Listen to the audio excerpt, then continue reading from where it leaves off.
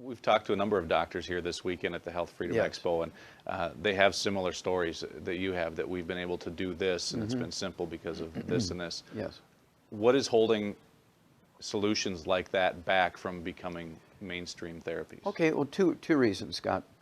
Number one, there's insurance. And people say, why should I spend $2 a day for a treatment that my doctor poo-poos when I can get the treatment he wants me to do for free from insurance? You know, we want that Canadian free health care. And so that mentality in the American public has held it back, because the public is not demanding the cure, if you will, just from something simple, but it might cost them a third of the cost of a cup of Starbucks coffee. The second thing is the pharmaceutical industry drives things. You see, there's no law requiring doctors to cure people when there's a cure available. There's no law requiring doctors to prevent diseases in people when the prevention is known. Now, if it were my way, if I were the U.S. Surgeon General, the first thing I would do is pass a law. You see, as this agency, they could make a law. They don't even need to go to Congress and get it approved. They could just make a law.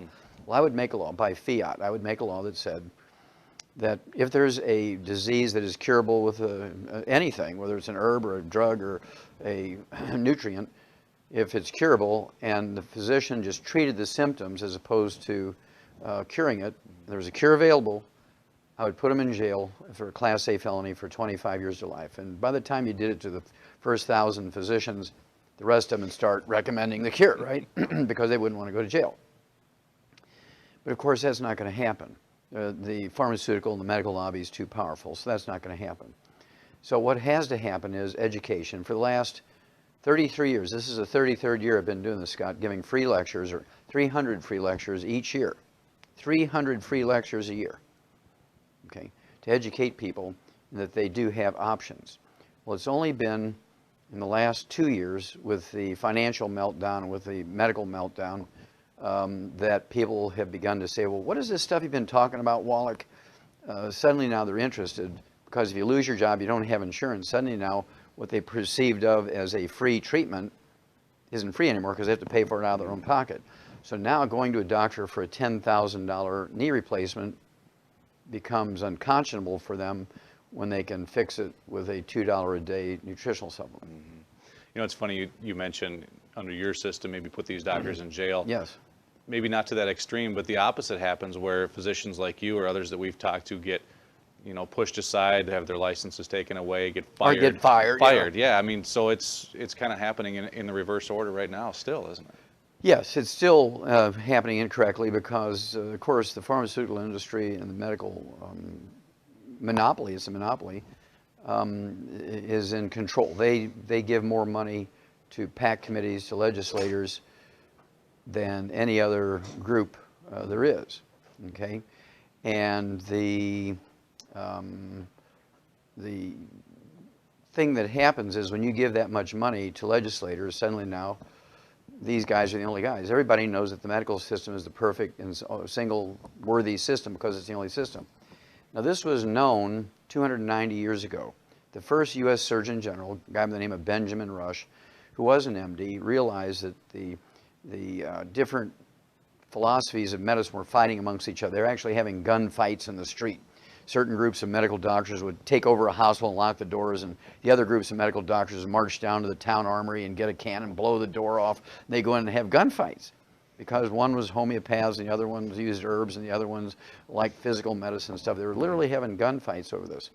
And so Benjamin Rush, who was the top surgeon for the Continental Army during the Revolution, George Washington personally appointed him as the first U.S. Surgeon General. There's a very famous story. He said that he wanted an amendment in the Constitution which said that people would have their choices of medical sciences.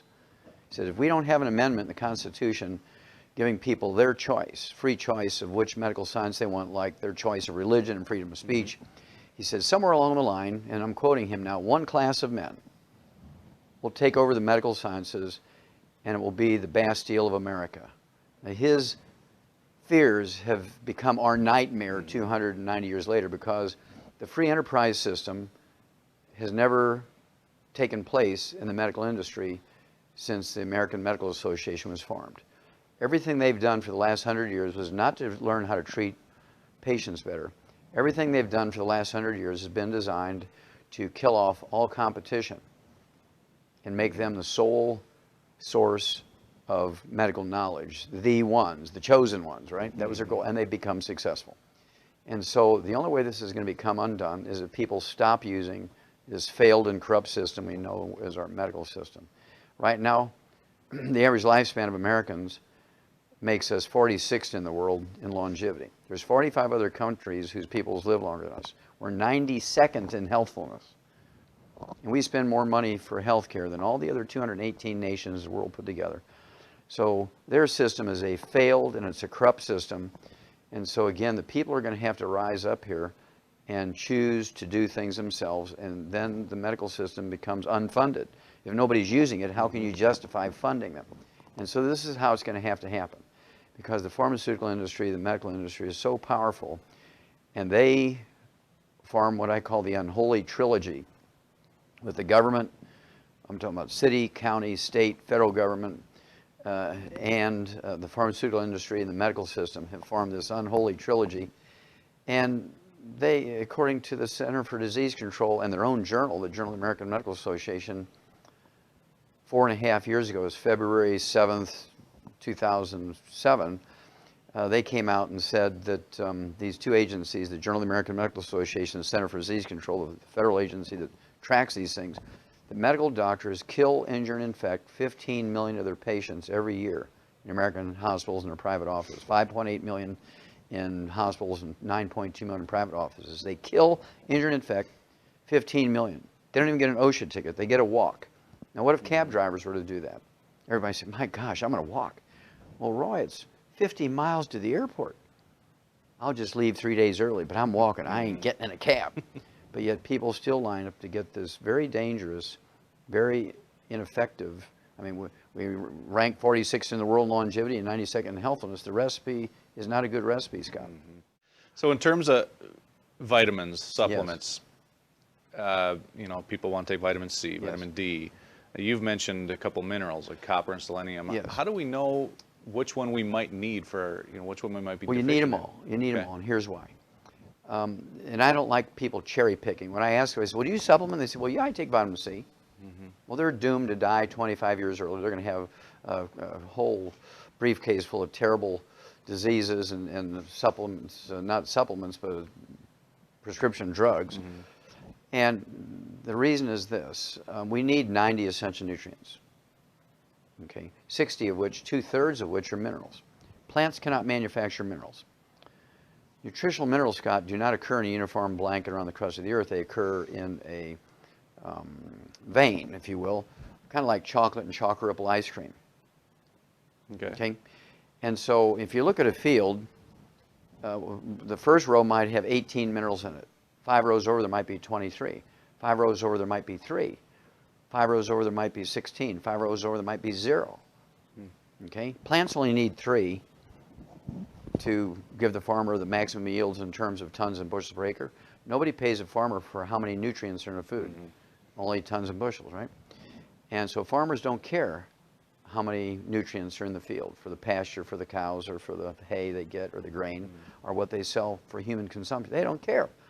That's because they don't get paid for it. But what they do for their livestock is they give them a little supplement which has everything in it, which levels the playing field, so that the dog or the guinea pig or the rabbit or the monkey or the calf or the sheep or the pig or the chicken in Bangor, Maine, Miami, Florida, Atlanta, Georgia, Baton Rouge, Louisiana, or Denver, Colorado, Austin, Texas, San Diego, California, or Seattle, Washington, they all get perfect nutrition because they're all getting that little supplement that has everything in it. And whatever the animals get from their food is value added.